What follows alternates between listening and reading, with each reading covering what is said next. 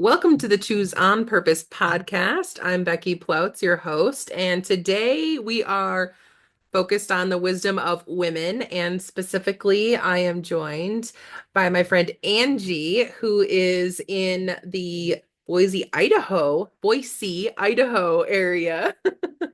Hi, Angie. Hi, Becky. I'm glad to be here. Yeah, thank you for joining us on the show today. I'm excited to have you share more about your story and learn more about the busy bee.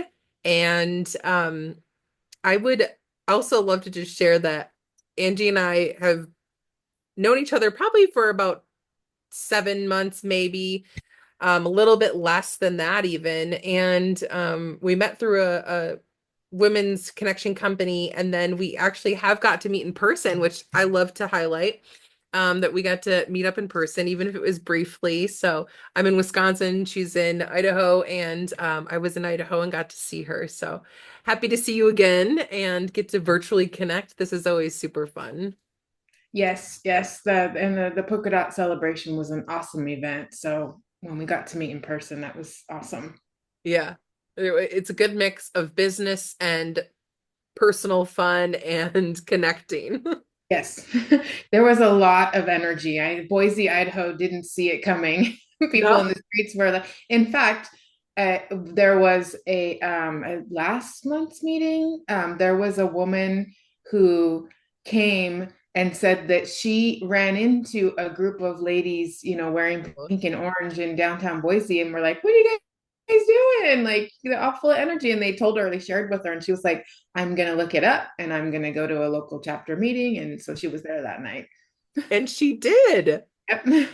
Oh, I love it. That was one of the things that actually got me into the organization was that I mean, I got in, but one of the things that held me was the line because I said I would. So when I hear someone say that they want to do something, then they take the action and they do it, that is like a core value of mine that I'm like, yes, someone that follows through on their commitments is a big thing. So that's really cool to hear that like she heard about it and then she said she was going to go and then she did and you got to meet her and hear that story. That's super fun. Yeah. And I always love when people have like the that they're not fearful, that they're willing to like put themselves out there. They're just going to be like, okay, this is new for me and I want to check this out. And yeah, and just show up. Yeah, being open is a big part of, I mean, starting a business for sure, and starting anything new and stepping outside of our comfort zone and doing anything that is outside of our comfort zone or that we've never done before. It does take courage to do that. So I love that you say that because anytime we do those things that are a little bit uncomfortable, we're building the muscle of confidence and, you know, getting to stretch a little bit more to say like, oh, I could do that again, or maybe I'm never going to do it again, but you figure that out by doing it. So I love that. Well, let's get into talking about your business journey a little bit. I know that you're in a transition and like starting this new business and the busy bee. And why don't you go ahead and give us a little snippet about what you would like the audience to know about you? Again, they are leaders, they're mama bears, they're micropreneurs. So they really have themselves and maybe one other person, and then they know that they're making an impact in their community by showing up, being the example, and doing the work. And I would love for you to share a little bit about like getting started with the busy bee, wherever you want to start in your journey, to just say like talk about that entrepreneurial side of getting to having the busy bee. Okay. It's it starts kind of farther back. So what the Busy Bee TC is and what I am. I'm the Busy Bee TC. I am a licensed real estate transaction coordinator, which means that I handle the transaction management for realtors. I'm also a realtor, but I don't operate as a traditional realtor where I would go and show people homes and things like that. I help realtors with their paperwork. Basically, I can help them with the listing paperwork, getting it together and uploaded. And, the regular seller or home buyer, they've signed paperwork, but they don't know then what happens with that paperwork that they sign. And there's stuff that happens with it. There's brokerage compliance. So there's a bunch of stuff that goes on the back end. And so what I do is That's the help busy work. realtors.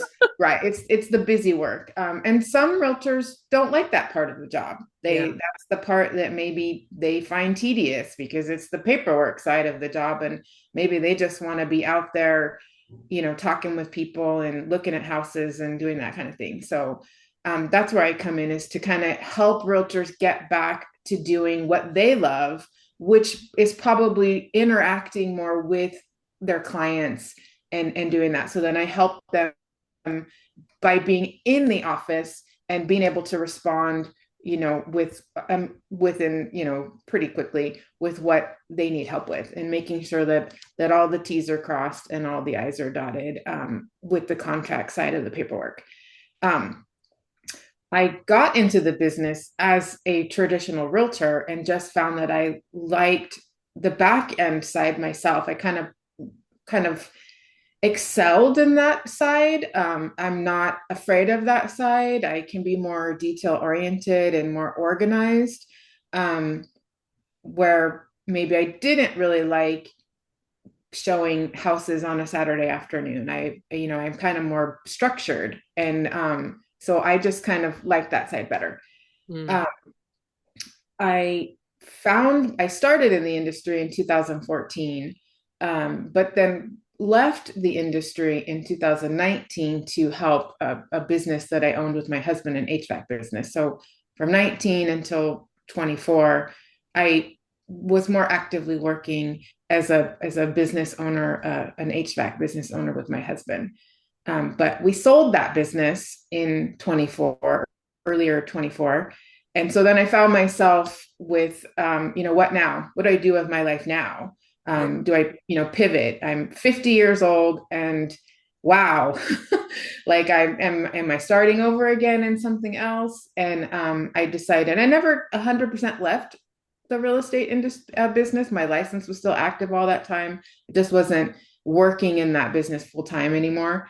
So I decided at that point, then rather than going back to being a traditional realtor, I was going to launch my own independent TC business. So that's where I find myself now. Yeah. I love it. So knowing that you were working, with your husband, you were doing this business that ended up shifting, and now you're in this um, fresh chapter where you're embracing the stage of your life after been like, okay, now what? You know, uh, what changes have kind of prompted you to start something so new, but also familiar, right?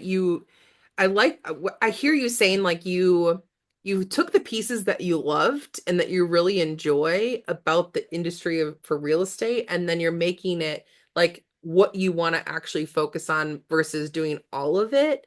So my question is like, what prompted you to really want to start that new and exciting side of having your own TC business?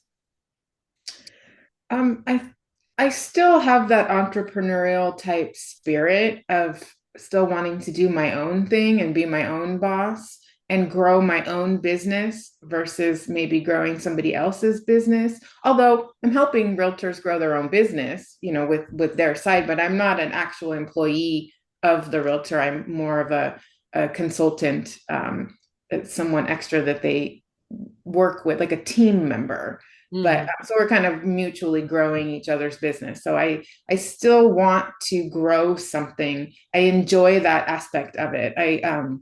I enjoy the aspect outside of the actual paperwork side of the transaction coordination, working on the contracts and or coordinating and organizing what happens behind the scenes during a contract, between a seller and buyer. There's stuff that goes on. I enjoy that. But I also enjoy the aspect of growing a business and being a business owner. And those are two separate things, really. They look different.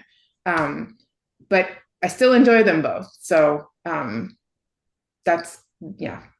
Yeah. I like I mean, like you said, your mission is really what I hear is that you're helping the real estate agents focus on client building activities by you managing their contracts, their closings, all that busy work.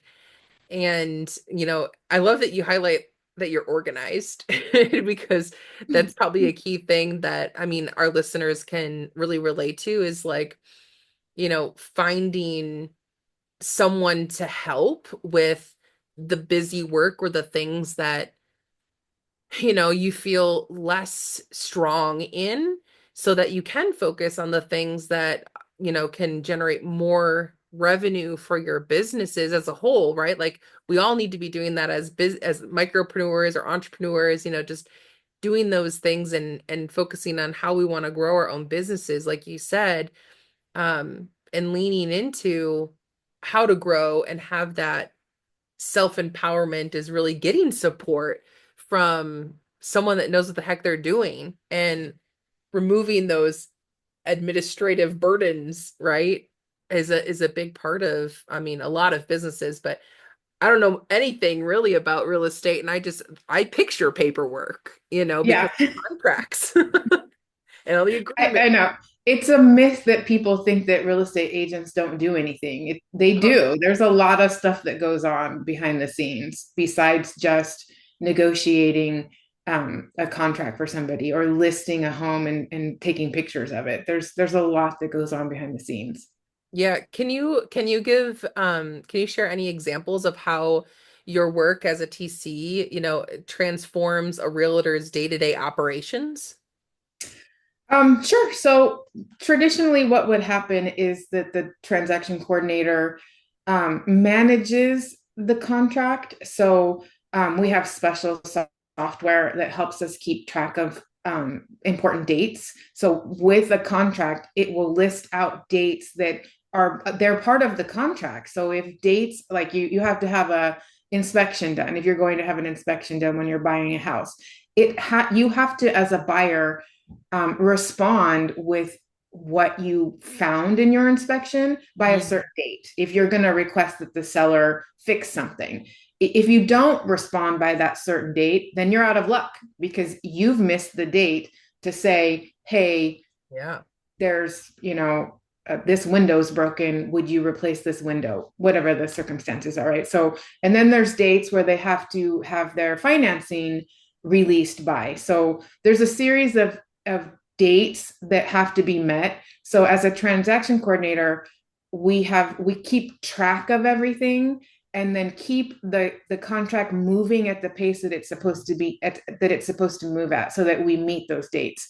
We also can coordinate between everybody. There's a lot of people that are involved. You have the buyer, the seller, you have their prospective agents, the brokerages that those agents work for, and then you have the like I said, the inspector, you have the lender, you have the escrow people, you might have a home warranty person. There may be other things that also have to be, depending on the property, maybe it's a property that has a well. So there's a lot of other things that Yeah. go on.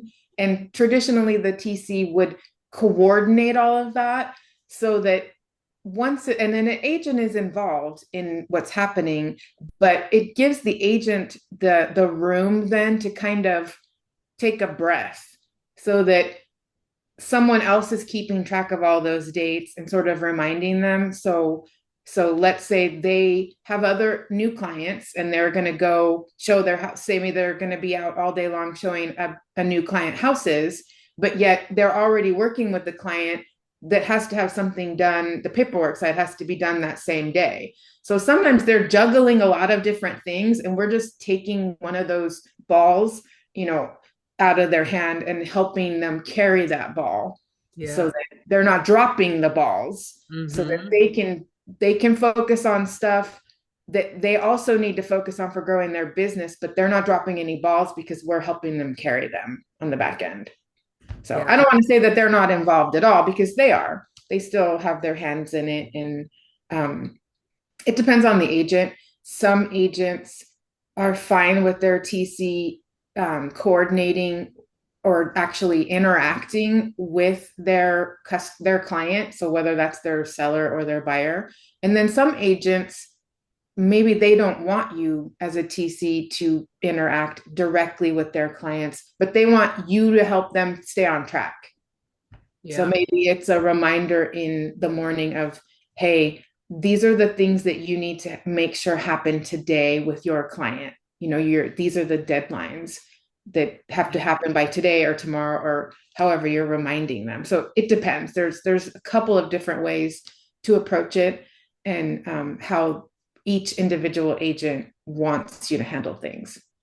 That's awesome that, I mean, one, I was like, wow, there is a lot of different moving parts, right? And people that could be involved with it. So if you are listening and you are a agent and you do not have someone, this sounds like a really great thing to listen to because I'm exhausted hearing about all the different people to be communicating with as a real estate agent. And wow. Um, thinking about I mean, I heard you earlier say structure and organization, and I was like, yes. And now hearing all about, the different dynamics that can be moving at the same time. Yeah, I mean, how can anyone be successful at it if they don't have very strong structure and the discipline and organization of all of those pieces? Like, wow, it's a lot. So, thinking about like building resilience, that really comes to mind and like overcoming any challenges. So how do you personally, Angie, handle challenges or setbacks in your own journey of even starting this business?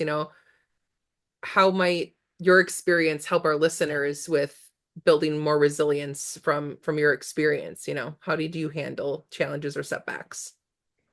Well, if I'm being honest, I mean, sometimes the selling of the family business was a good thing. So I didn't come into this Yeah. with this horrible thing maybe having have had happened and picking myself off the floor. That's not what happened. It was a good thing. But I did find myself in a place where I was starting over. And do I have to start over? I wanted to do something else with my time. So some of it was definitely learning to pivot because it's hard to decide like what am I going to do now? And there's some fear that comes along with that because it's for me there was some fear that came along with starting something new. So it was kind of like in the beginning was more leaning into the fear like every time even today that when I have some fear it's like this is okay, you can do this. You're going to be great at it. Like I have to talk myself into it sometimes like this is going to be fine. Yeah. You're going to lean into this fear, and once you get through it then hopefully the next time you have something that comes up that seems scary, it won't be as scary because you're going to be fine. Yeah, making it a learning experience. That's really what I'm hearing, right? Like and and you're right. I mean, there's going to be fear. And I talk a lot about fear as my friend. So this is one of the things that I've consistently remind myself is how our bodies actually the same thing is happening chemically in your body when you have anxiety and excitement, right? Like we actually are telling ourselves, is it excitement or is it anxiety or fear, right? Like, so reminding yourself that talking up, that hyping yourself up to like remind yourself it's gonna be okay, and you can do these really uncomfortable things and keep going, right? Is it you that says just keep swimming and like having that mindset about like keep going? That's Dory. Well, Yeah. oh yes, that's Yes. right. That's Dory.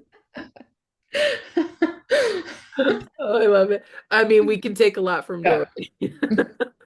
Dory. Oh, that's so funny. So, would you share any lessons that you've learned from maybe even removing that family business side of things and then launching the Busy Bee? Have you learned any lessons that you want to share even just over those months of stepping into this? I think that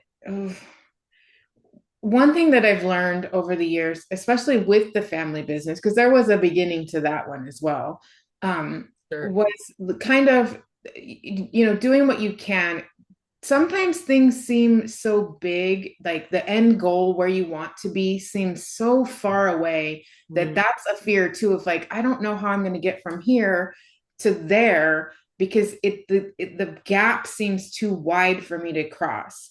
But then what I've learned is like doing what you can. Like what could I do today? You know, what are the things that I'm going to need to do to get there, and just kind of start doing them. And then as you go, you kind of learn something that you didn't even know you needed to do to get to there. So it's like you don't know what you don't know until you know it, right? And then you learn it, or someone teaches it to you and you're like, "Oh, well that's good to know." So kind of just every day getting up and trying to still do what I know I need to do to get the business to here. Um, and also something that I was reading a book.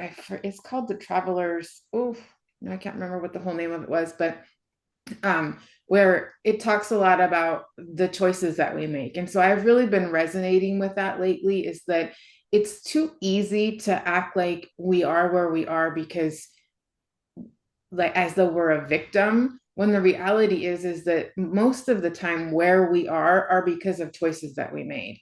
Even if we find ourselves as being a victim, it's still because of a choice we made. So whether it's like our health, like what we eat, what our fitness level is, like all of these things are about the choices that we make. So I have to keep making the choice. I have to make a choice every day. What am I going to do today? The things I need to do to grow my business, um, and then of course the business itself, the work that I have to do for my clients, and then it's my health and my fitness and things like that are choices. Like I have to make the choice to go work out or make the choice to eat better. So that's where I'm at right now, is trying to acknowledge the fact that it's all about the choices that I make and be accountable for the choices that I make. yeah. Preach, sister. You're right. Yeah, I mean, you're right. It is all a choice, which is quite honestly why the podcast name is Choose on Purpose. It's about how much personal responsibility we can take and need to take. And I will always choose to look at how am I, consistently able to do that, right? Instead of having myself a pity party or that victim side that you mentioned, it's like, how can I see this? I identify as a lifelong learner. So, right, like thinking about where can I improve, and that's again going back to like when it's like, oh, well, that really sucked. It's like, okay, and the good thing is that you tried something new or you took an action that maybe felt uncomfortable. What did you learn from doing that? Is there something that you can move forward and do better next time, prepare more? There's something good in it. I'm a firm believer, at least, that there is something good in all the things. It's just a matter of, yeah, can I take personal responsibility for what was mine and what I could control? And then, if it's out of your control, then also being able to let that go and stop dwelling on that, when we have these big transitions in our lives, right? Like you being 50 and being like, okay, this big pivotal thing has happened in our businesses. I now can like make my own choices and decide what do I want to do next? And I love that you point out like it wasn't this big devastation. It was just like actually a really good thing that happened to your family. And yet still we can get stopped up with what now?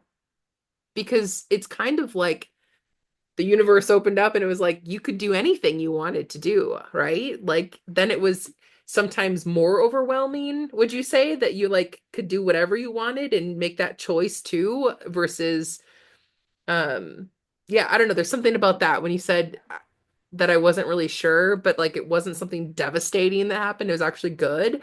And then just having that realization that when we can choose what we want, like out of anything, and the confidence to just make the choice and then give it a real go and like stay on that path, I think is something that we want to highlight more of, right? Like we want to show that it is uncomfortable, it is messy, it is scary, and it's kind of what makes things exciting, right? It's kind of like the uncertainty is a fun aspect. Um, so yeah, what do you think about that?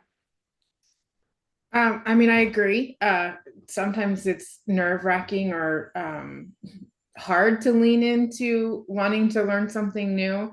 I mean, when I went out on this new adventure of launching this new business, that I was familiar with the business side of it from when I worked more actively in real estate. But there were things about launching this new business that in today's society that I knew nothing about. Like I had an Instagram account, but I had never made a post on my Instagram account. Yeah. So I was like, so even this is something that it things that I could hire somebody, I suppose, to do some marketing for me. But even that was like learning, like leaning into learning something new um, to help my business grow. So there's so many aspects of being an entrepreneur, a small business owner, of running a business that are separate from even the business itself. So there's been a lot of things of just leaning into learning something new. And it has been challenging and it has been scary. Um, I'm hoping to get to the point where I'm like, yeah, I know that. I'm an expert in that, and have that like past me. I'm definitely in a period of time where there's growth going on. I'm being stretched. Yeah. Yeah, and that's good. I love the transparency of that, right? Like I'm looking forward to getting to there. And I think a lot of that, what I do know is that a lot of the leaning into that is trusting the process and learning to kind of enjoy that. Like the experiencing something new. And I'm sure that you did like need to go and get some certifications and some more specific learning around the industry since you were gone. Yes? Yeah, so I kept my real estate license active all these years. Okay, So yeah. that part of it, I didn't need to redo. But some of the forms had changed over the years. So I did go back and take all of the new classes. So I spent a couple of months of just like immersing myself back into the industry. And of course, it was all like, oh, okay, I recognize this and I understood what I was looking at. So um, that part of it seemed to be kind of the easy part because it was familiar. It was launching a whole brand new business that and doing it by myself this time. That was scary. With the HVAC business, my husband was involved as well, so I wasn't by myself. This time it's like it's all me. I will say though that I met you through the polka dots, the polka dot powerhouse. That has been such a great organization. I have met so many encouraging women that are in the same place. I mean, maybe some of them are seasoned business owners, but they also still find themselves learning new things. Right. I've learned so much. Everybody's so encouraging. And I've even had people say, like going back to the Instagram, that was a more recent thing, but it's like, well, just try it. And if you fail, like if you make posts that seem like, so what, like everybody starts somewhere. And Yes. so I'm, again, I guess I feel like maybe my word for 25 should be lean, because everything right now is just leaning into it, like doing Yeah. my best. I'm not suggesting that you just willy-nilly just do something, but sometimes you just have to take the leap that you're doing your best at that moment. Maybe you will improve, and so your best will get better. But if you're doing what your best is on that particular day, then it is what it is. Yeah. 100%. Shining light on that is important. And this brings me to one of my questions that I wanted to talk about because everything that I'm about is helping you be seen, heard, and really celebrated for the impact that you make personally and professionally. So I'm curious to ask you, Angie, like, what does that mean to you to be seen, heard, and celebrated for your impact? What does that mean for you? Oh, initially, it doesn't feel good, actually. I don't like being sort of like the center of attention. Hmm. So, where you would think that everybody likes accolades, it doesn't, it can be nerve-wracking when you're being paid attention to. Yeah. Um, so, I appreciate it and it encourages me. But if I'm being honest, sometimes I'd rather sit in the back of the room and not be noticed. Yeah. I love this because this is, and I say that because as an entrepreneur, as someone that is starting, you were just talking about, you know, the other business was with my husband. Now this is mine, it's me. And when you said that, that's exactly what I thought. It's like that building of confidence to really step into who we are as business owners, as entrepreneurs, right? To really practice receiving that attention and that energy that we're making a difference in people's businesses. We're making a difference in their world. And like, society wise and all of that, like I feel very strongly that that's something that as a whole for women, that this is the wisdom of women. Like that's a real thing that we all at some point in our careers or our life experiences were challenged with receiving that kind of acknowledgement or recognition for something, and maybe it's not for something, but it's for being who we are and showing up as ourselves. And I mean, you're talking about Instagram, girl. Like that is getting yourself out there and sharing. And I love that you are like that was one of the pieces that you started leaning into pretty fresh in your business, right? Was that like your first like lean in, we'll say, with your Yeah. business is like get out there on Instagram. Like I think that's huge. Yeah, it was definitely a leaning into um getting back to a little bit about the not liking to be the center of attention. I always found myself to be good at being a worker bee. Mhm. So that's one of the reasons that I named the business the Busy Bee, because I relate to that. I'm good at being, I don't want to say a follower because I tend to be more of a leader, but I don't like being in the front. So I would then I guess classify myself as a follower. And I'm more of the boots on the ground of getting the work done throughout my adult life. I've done stuff where I've been on like, the different boards, where I'm not the president, but I'm the vice president or I'm the treasurer, where I'm making sure that things are happening, but I'm not the one that's the face necessarily of what's happening.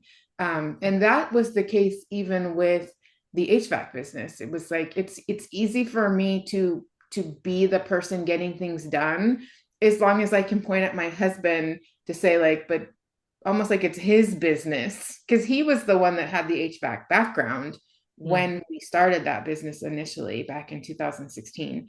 And I didn't have that. I was just helping him with like his bookkeeping. But so it was easy for me to point at him and be like, well, this is his business and he's so great and blah blah blah, he's the best ever. But it's not as easy for me to point to myself and say, hey, I'm the best ever, look at me. Like Mm. I'm not good at that. Yeah. We're gonna put the word yet on all of that, Okay. right? Like, um, I can relate to that so much, Angie. Like, and I've been told my whole life, Becky, you're so bold, you're so confident. How do I get more of that? And I was like, no idea what people would talk about. No idea. Um, and a lot of that is the headspace that we're in. Like what are we telling ourselves when we make a post, right? Are we putting ourselves down? Are we, going back to like being uncomfortable? It really goes back to what we're telling ourselves and how we're what is our intention that we're putting out there for the work that we want to do in the world. And I think that's a big part of it with you know recognizing that we're worthy of shining the light on ourselves because we are making a difference. Like think about the real estate agents that are making more money with TC, with having you by their side to do that stuff that it's going to bog them down. It's going to slow them down. And like, yeah, I don't know. So I'm curious too about like your vision for the future of your business. Like, how do you picture that, or do you picture that like inspiring others to I mean, yes, get a TC for themselves, but also like maybe inspire other real estate people that don't love everything, but they um like the kind of work that you're focusing on for yourself. I mean, someone had to inspire you to shift that, right? That's true. I did meet an independent transaction coordinator years ago, and I thought, wow, I like her business model. I would Yeah. like to do what she does because that's the part of the business that I enjoy more than the part of the business that maybe the average, or not the average, but a realtor does enjoy, the client interaction where they're out showing them homes and doing that kind of thing. Um, to back up a little bit, I believe the statistics are that a TC can help a realtor improve. It gives them about 70% of their time back if they Wow. have a transaction coordinator.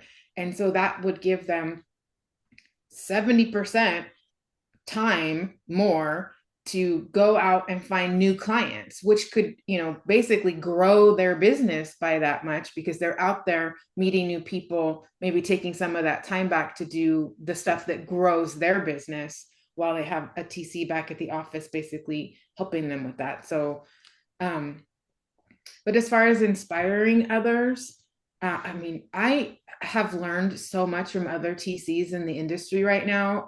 They're not local to Boise, but being on different Facebook groups and things like that, I see some businesses in other states where I'm like, wow, I would love that. Like there is a woman who owns a business based out of Texas, I believe, that she's got a number of other independent TCs that work under her. I'm sure there's probably some kind of split in commission with that because it's her business, but they're working under her, and she probably pays for all of the software and things like that and all the marketing. Right. But she also has incorporated, outside of just the standard like listing coordination and contract to close coordination, which is all I'm currently offering. Um, I am willing to, on a more of like an hourly basis, help realtors with some projects, but that would be negotiated on the side if there's just some little things here or there that's outside of the traditional contract. um, but I would eventually like to add possibly helping them with like marketing, which is so weird because I just made my first reel like a couple months ago, but I kind of like fell in love with it. And I thought Yeah. there are other TCs that offer this as well, that help them with monthly, like their own Facebook and Instagram and X, LinkedIn. They help them with that. So it's just another thing of making their lives easier where you're like, here's a month's worth of Canva like content for you to post on your Facebook or your Instagram, and kind of like you do it for them ahead of time and give them ideas of what they can do. Mhm. So my dreams are there. My dreams are that I can grow something that where I can even offer that, but I'm not currently offering that. No, yeah. No, I love future casting. Like I think that's a huge part of, you know, choosing on purpose, to being intentional is like having an idea at least of the dream, the reach that you want to have and the way that you want to impact, because that can kind of guide the choices that you are making along your journey and your path, and also be paying attention to, yeah, it felt good like getting into it and then consistently kind of like checking in with that over time and it'll just kind of emerge. Like you said, we don't know what we don't know until we know it. So being open to that path and what might come to that. I think that's really exciting and that sounds cool. I'll hold space for that. I like it. Yeah. I don't know that I answered your question about how I would inspire other people. I found inspiration from those people. I think how I hope to inspire people that I've met more recently is I'm a firm believer in that networking works, and that networking works if you go into the with the mindset that you want to help the other people. Like, Mm. and never go into a networking opportunity with like, this is my business and who are you going to refer to me? Never. Like that you go into it as like, what is your business and how can I help you? And if you're always looking for how you can help someone else grow their business, then eventually it's like a, the it's better to give than receive. Like it still comes back to you if you're like I never want to be that person that enters the room with like, let me give you my sales spiel. Like, and in fact, unless you ask me what I do, I'm not even going to like put it out there. I'm going to enter situations with, how can I help you? And I know people that I, when I'm out and about meeting, and I'm always like, well, have you gone to the polka dots? Have you done this? And you just get out there and meet people, and it will help you grow your business because you're going to meet the right people eventually. Yeah. Yeah, I love it. Reciprocity, right? Yeah. That also goes back to, we were talking about the intention. What is the intention that we're bringing in our day-to-day business of the things that we're doing? And that's another reason I think that having a TC to help with the administrative side of things too is like, if that's not what you love, if you're putting like poo energy into like doing that work and it's drudgery, like that's stalling the business growth versus supporting it, right? For someone that's organized and this is like you have the whole process and this is your focus, like it helps that growth process happen that much faster. And it goes back to the intention, and just like networking, like you were saying, it's if your intention is to come and just take, it doesn't work. If your intention is to be reciprocal and supportive, then that's what you get. That's what you find. Yeah. So, yeah, I love that. So, as we're wrapping up, we've talked a lot about your journey and, you know, the reasons that we want to like look at getting support too, Where can where can the listeners go and connect with you for support or to learn more about the transaction coordinator? What is your website or which social media do you want to Yeah. do your handle for Insta? I do. So my website, I do have all my information on my website, and there's ways to contact me on my website, and that's www.buzzworthytc.com. My email address is Angie, Angie, at buzzworthytc.com. My Instagram, I am on there now, so I can respond to DMs. It's the Busy Bee TC. That's my Instagram handle, the Busy Bee TC. Um, I love and I it. am on Facebook too. Same. Angie Periera. You can just send me a friend request on my regular personal page, but I do have a Facebook, which is also just the Busy Bee TC. I love it. Thank you, Angie. Yeah, go follow Angie. Learn more about the Busy Bee. And Angie, I want to say thank you for, reflecting on your journey with us on the show, sharing your wisdom, giving some, of your experiential stories and like how much you've grown in, really stepping into the Busy BTC. And I'm excited to continue to watch you grow in your confidence and like who you are and owning, you know, more and more of the space of the work that you do and how much it matters, you as the individual, on this journey. So I appreciate you wanting to share on the podcast and sharing with me today. Thank you. Well, thank you for having me. It's been a lot of fun.